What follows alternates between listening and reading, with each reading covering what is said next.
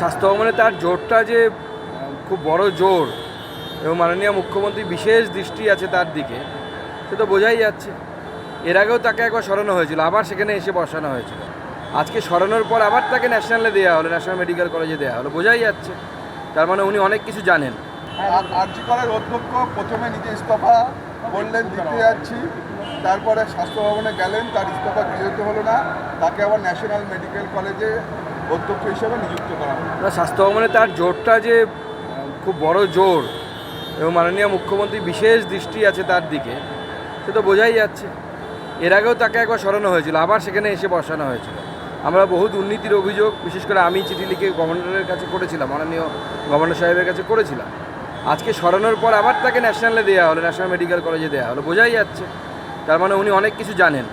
National medical কলেজে যিনি ছিলেন তাকে সরিয়ে তাকে স্বাস্থ্য ভবনে পাঠানো হয়েছে, এনাকে তার জায়গায় বসানো হয়েছে। কিন্তু তার মানে এনার খুঁটির জোরটা খুব সাংঘাতিক, এটা বোঝা যাচ্ছে।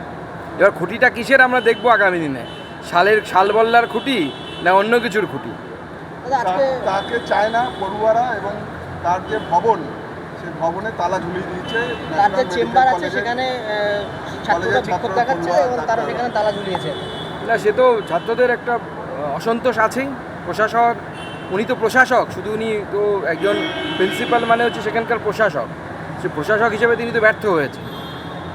এত বড় যদি ঘটনা ঘটে যায়, এখন তো অনেক কিছু শোনা যাচ্ছে, ওখানে নাকি অনেক র্যাকেট চলতো।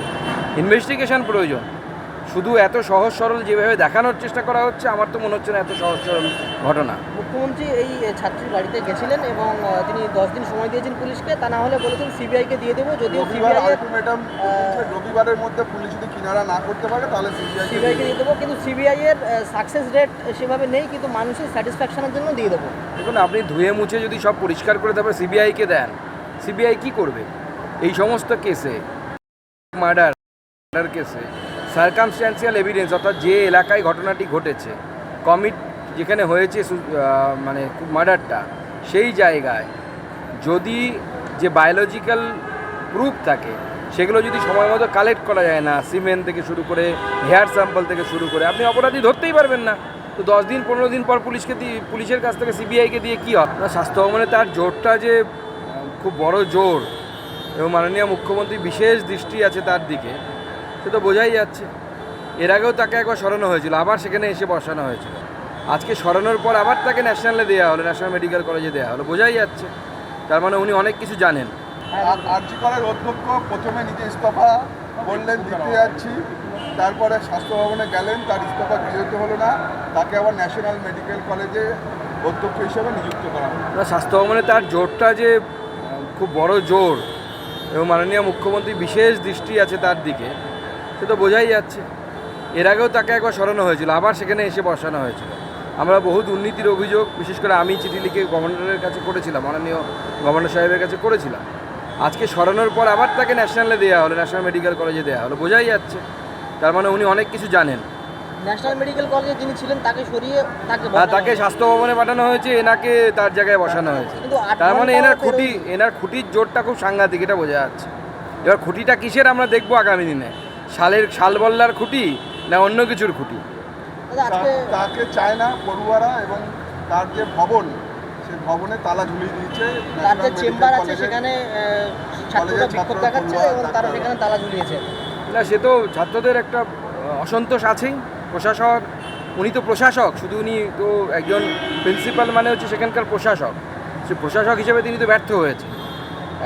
এত বড় যদি ঘটনা ঘটে যায়, এখন তো অনেক কিছু শোনা যাচ্ছে, ওখানে নাকি অনেক র্যাকেট চলতো। ইনভেস্টিগেশন প্রয়োজন। শুধু এত সহজ সরল যেভাবে দেখানোর চেষ্টা করা হচ্ছে, আমার তো মনে হচ্ছে না এত সহজ সরল ঘটনা। মুখ্যমন্ত্রী এই ছাত্রীর বাড়িতে গেছিলেন এবং তিনি 10 দিন সময় দিয়েছেন পুলিশকে, তা না হলে বলেছেন সিবিআইকে দিয়ে দেবো। যদিও রবিবারের মধ্যে পুলিশ যদি কিনারা না করতে পারে তাহলে সিবিআইকে দিয়ে দেবো, কিন্তু সিবিআই এর সাকসেস রেট সেভাবে নেই, কিন্তু মানুষের স্যাটিসফ্যাকশনের জন্য দিয়ে দেবো। দেখুন, আপনি ধুয়ে মুছে যদি সব পরিষ্কার করে তারপরে সিবিআইকে দেন, সিবিআই কি করবে?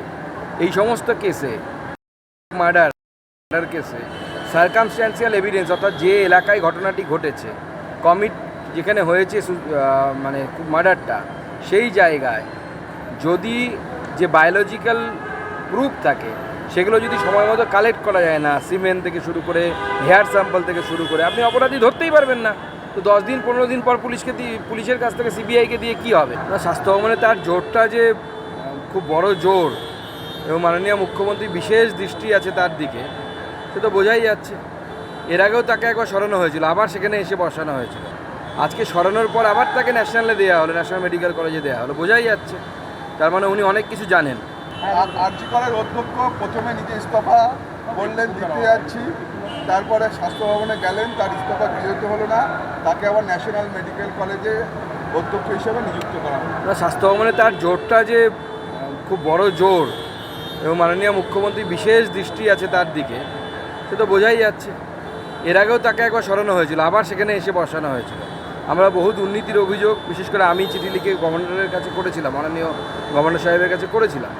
আজকে সরানোর পর আবার তাকে ন্যাশনালে দেওয়া হলো, ন্যাশনাল মেডিকেল কলেজে দেওয়া হলো, বোঝাই যাচ্ছে।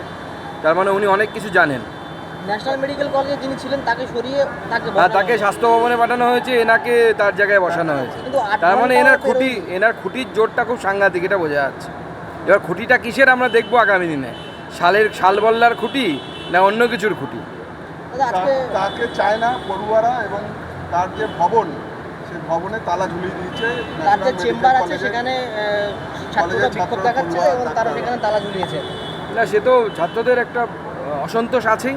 প্রশাসক, উনি তো প্রশাসক, শুধু উনি তো একজন প্রিন্সিপাল, মানে হচ্ছে সেখানকার প্রশাসক। সে প্রশাসক হিসেবে তিনি তো ব্যর্থ হয়েছে। এত বড় যদি ঘটনা ঘটে যায়, এখন তো অনেক কিছু শোনা যাচ্ছে, ওখানে নাকি অনেক র্যাকেট চলতো। ইনভেস্টিগেশন প্রয়োজন। শুধু এত সহজ সরল যেভাবে দেখানোর চেষ্টা করা হচ্ছে, আমার তো মনে হচ্ছে না এত সহজ সরল ঘটনা। মুখ্যমন্ত্রী এই ছাত্রীর বাড়িতে গেছিলেন এবং তিনি 10 দিন সময় দিয়েছেন পুলিশকে, তা না হলে বলেছেন সিবিআইকে দিয়ে দেবো, যদিও রবিবার সিবিআই আলটিমেটাম, রবিবারের মধ্যে পুলিশ যদি কিনারা না করতে পারে তাহলে সিবিআইকে দিয়ে দেবো, কিন্তু সিবিআই এর সাকসেস রেট সেভাবে নেই, কিন্তু মানুষের স্যাটিসফ্যাকশনের জন্য দিয়ে দেবো। দেখুন, আপনি ধুয়ে মুছে যদি সব পরিষ্কার করে তারপরে সিবিআইকে দেন, সিবিআই কি করবে? এই সমস্ত কেসে, মার্ডার কেসে সার্কামস্ট্যান্সিয়াল এভিডেন্স, অর্থাৎ যে এলাকায় ঘটনাটি ঘটেছে, যেখানে হয়েছে মানে মার্ডারটা, সেই জায়গায় যদি যে বায়োলজিক্যাল প্রুফ থাকে, সেগুলো যদি সময় মতো কালেক্ট করা যায় না, সিমেন্ট থেকে শুরু করে হেয়ার স্যাম্পল থেকে শুরু করে, আপনি অপরাধী ধরতেই পারবেন না। তো 10 দিন 15 দিন পর পুলিশের কাছ থেকে সিবিআইকে দিয়ে কি হবে? হিসেবে নিযুক্ত করা হলো। না, স্বাস্থ্য ভবনে তার জোরটা যে খুব বড় জোর এবং মাননীয় মুখ্যমন্ত্রী বিশেষ দৃষ্টি আছে তার দিকে, সে তো বোঝাই যাচ্ছে। এর আগেও তাকে একবার সরানো হয়েছিল, আবার সেখানে এসে বসানো হয়েছিল।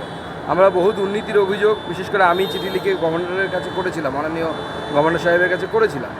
আজকে সরানোর পর আবার তাকে ন্যাশনালে দেওয়া হলো, ন্যাশনাল মেডিকেল কলেজে দেওয়া হলো, বোঝাই যাচ্ছে। তার মানে উনি অনেক কিছু জানেন।